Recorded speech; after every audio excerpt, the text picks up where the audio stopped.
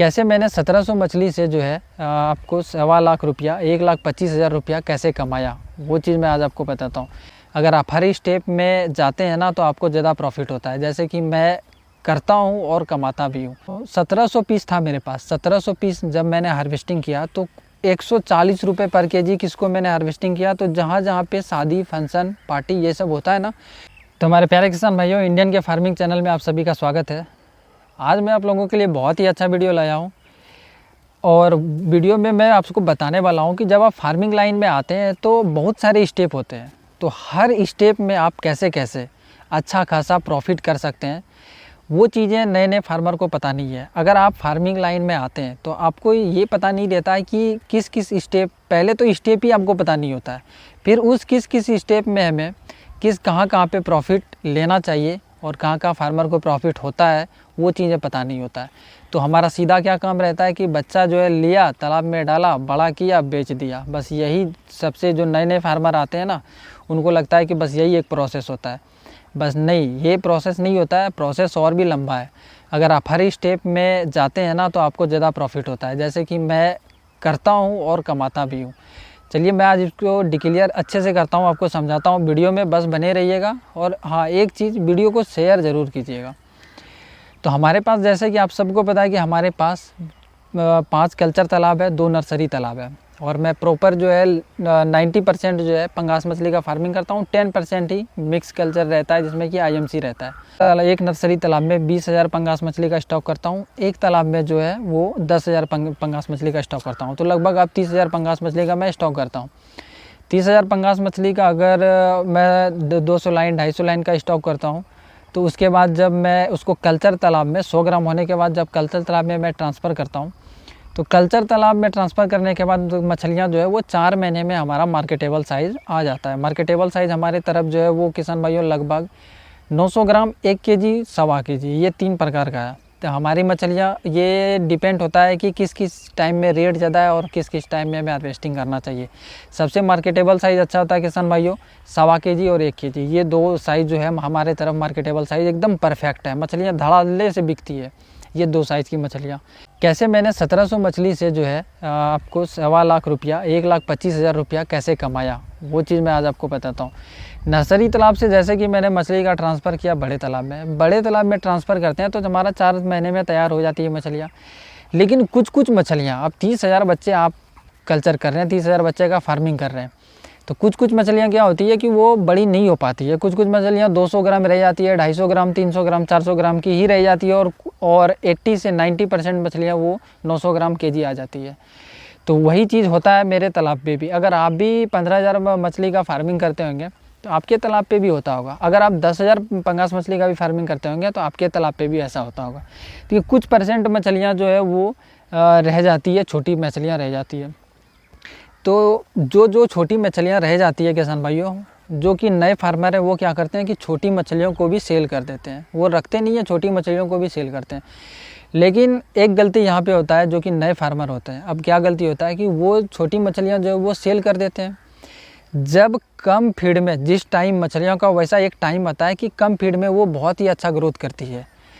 तो जब वो उस टाइम में कम, मतलब कि कम फीड में जब उसका टाइम आता है ग्रोथ करने का, तो उस टाइम हम लोग हार्वेस्टिंग ही कर देते हैं। उस टाइम हम लोग क्या करते हैं, हार्वेस्टिंग कर देते हैं, क्योंकि 95% मछलियाँ 1 केजी 1.25 केजी हो जाती है। 5% ही, 3% ही मछलियाँ जो है वो छोटी रहती है। तो उसके वजह से हम लोग उतने सारे फीड तो दे नहीं सकते, तो क्या करते हैं, हार्वेस्टिंग कर देते हैं। तो वो सारी छोटी मछलियों को भी हमें बेचना पड़ जाता है। मैं पर्सनली क्या करता हूँ कि जितने भी सारे हार्वेस्टिंग होते हैं, 30,000 जैसे कि मैं बच्चा डालता हूँ तो लगभग उसमें 25 से 27,000 बच्चे मुझे प्राप्त होते हैं, मिलते हैं 100 ग्राम के बच्चे। तो ये जितने भी सारे बच्चे मैं हार्वेस्टिंग करता हूँ तो इसमें जो है 1,000, कभी 1500, कभी 2,000 बच्चे जो छोटे मिल ही जाते हैं। छोटे छोटे 200 ग्राम, 300 ग्राम, 400 ग्राम के मिल ही जाते हैं।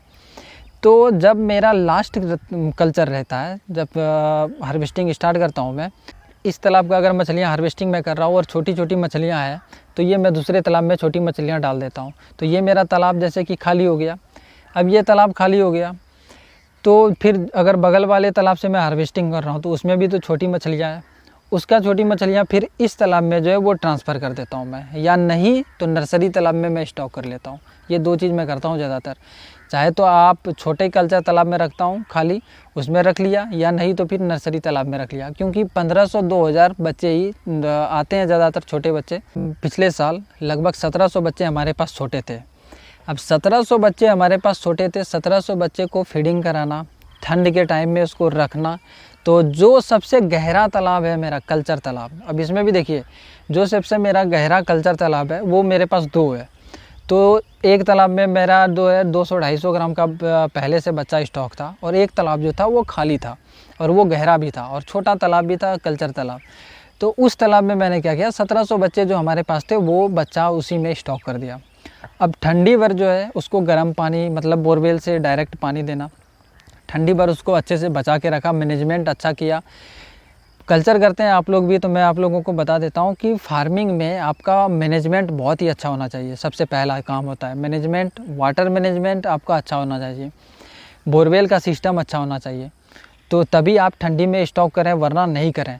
तो ठंडी में मैं स्टॉक किया मछलियों का, तो उसको अच्छे से मैंने रखा पूरा ठंडी भर। और जो मेरे पास 200, 300, 400 ग्राम की मछलियाँ थी, जैसे ही ठंडी ख़त्म हुआ 25 फरवरी से मैंने उसको फिटिंग कराना स्टार्ट कर दिया। 25 फरवरी से स्टार्ट कराया फिटिंग कराना, तो 25 फरवरी 5 दिन उधर हो गया आपका, 2 महीने इधर, मतलब कि 2 महीने 5 दिन जो है वो मैंने फीडिंग कराया। अगर आप फीडिंग का भी कॉस्ट लेते हैं, 50 रुपये ही मानते हैं कि 200-300 ग्राम की मछलियाँ हैं, उसको 50 रुपये का और फीडिंग करा दिया जाए, तो सबसे पहले देखिए कि हमारा जो बच्चे का खर्च लगता 4 रुपये 5 रुपये जो बच्चा स्टॉक करने में लगता हमें पैसा, तो वो तो लगा नहीं, पहली बात। और हमें कितने ग्राम की मछलियाँ हैं, 250, 300, 400 ग्राम की मछलियाँ हमारे तालाब में पहले से अवेलेबल है।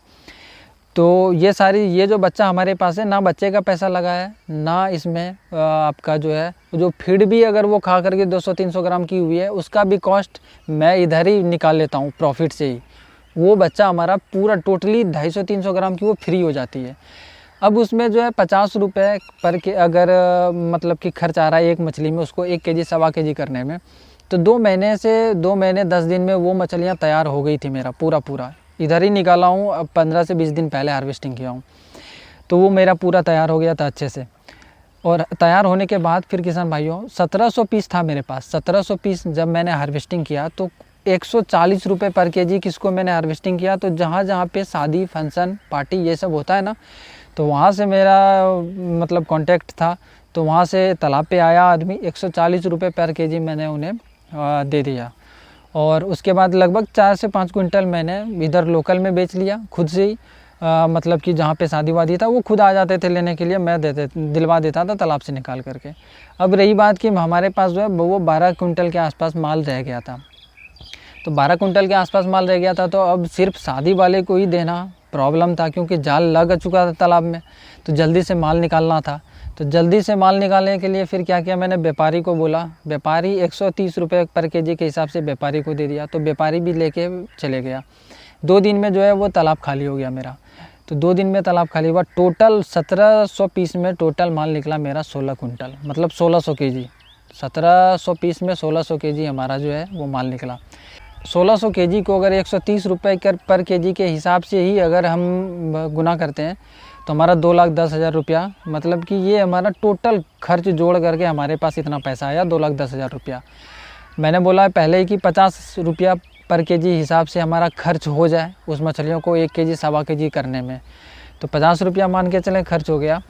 तो 1700 गुने, अगर 1700 मछलियाँ 1700 गुने 50 रुपये कर दिया मैंने, 1700 गुने 50 रुपया, तो 70 × 85,000 रुपया जो हमारा है वो आपका फीड कॉस्ट मान लेते हैं।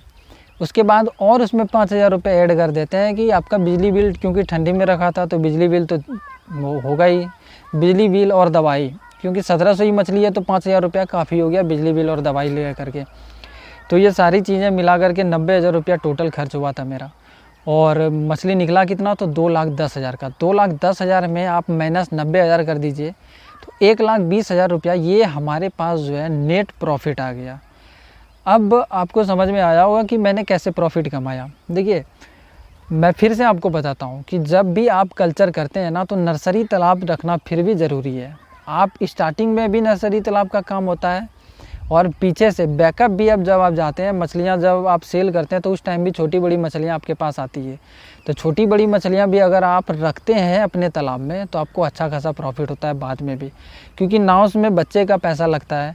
नाव में जब मछलियाँ 200-300 ग्राम की हो जाती है तो हम तो प्रॉफिट इधर ही कल्चर से जोड़ लिए, जो हमारा टोटल कल्चर निकला, हार्वेस्टिंग हुआ, वो 1700 मछलियाँ हमारे पास एक्स्ट्रा रह गया मान के चलें तो 200-250 ग्राम की, तो वो मैंने स्टोर करके रखा। अब बात आता है कि मेहनत थोड़ा सा आपको करना पड़ेगा, बिना मेहनत का भैया यहाँ पे कुछ नहीं होता है। इस लाइन में अगर आप आ रहे हैं तो वो हर स्टेप में आपको सीखना पड़ेगा, कमाना पड़ेगा।